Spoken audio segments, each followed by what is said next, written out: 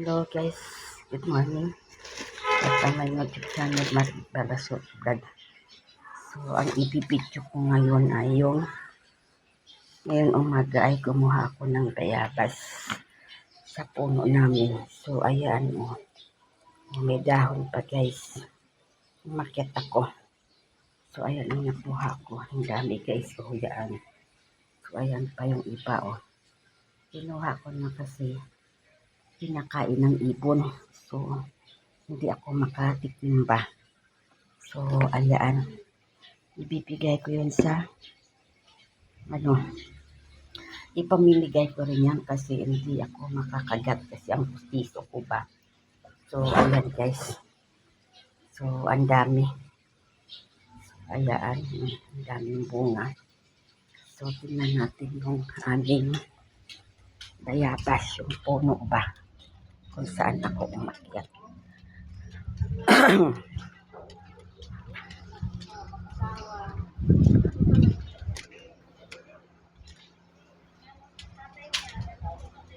Ayan guys, dyan ako umakyat ko.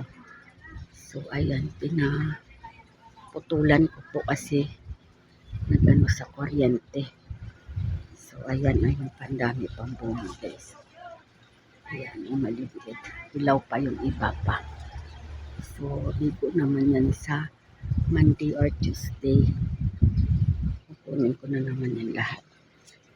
So, ayan guys, ang daming bunga pa yung bayabas namin. So, ayan. Ayan. Kasi pag hindi ko tatanggalin, kinakain ng ipon.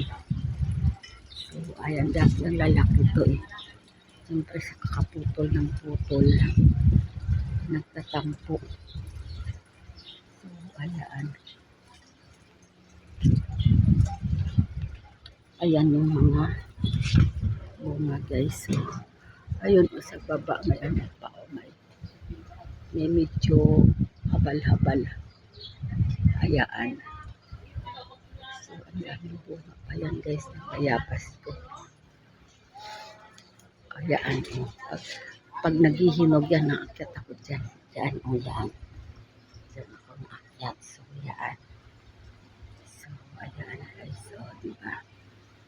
So, hindi mo na kailangan bumili ng bayabas. Sariwa pa. Hindi pa nakapilad sa araw. So, dito pa nakakain na kaagad. So, diyan guys, ayun yung mga tao nagtatanim ng halaman. Sa clubhouse guys, ayan. Pero pagdating ng December, maganda na yan. So, ito naman yung aking bell pepper. So, ang daming bunga. Bunga siya ng bunga guys. Bell pepper yan. So, ayan guys.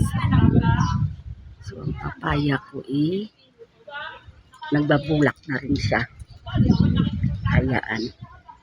Ngayon pang isa sa labas. Nagbabulak pa rin. So, ang aking talong ay ayan. Hindi ko alam kung mabubuhay itong aking talong. Sa malamang hindi siguro. So, ayan guys. So, ayan. May avocado na naman ako. Ipapadala ko na naman yan sa Pangasinan. Ililipat ko na naman yan sa sa plastic. Tapos ipatalim ko diyon guys. So, hanggang dito na lang ang aking video guys. So, diba? Sariwang sariwa yung aking bayabas. Bye bye God.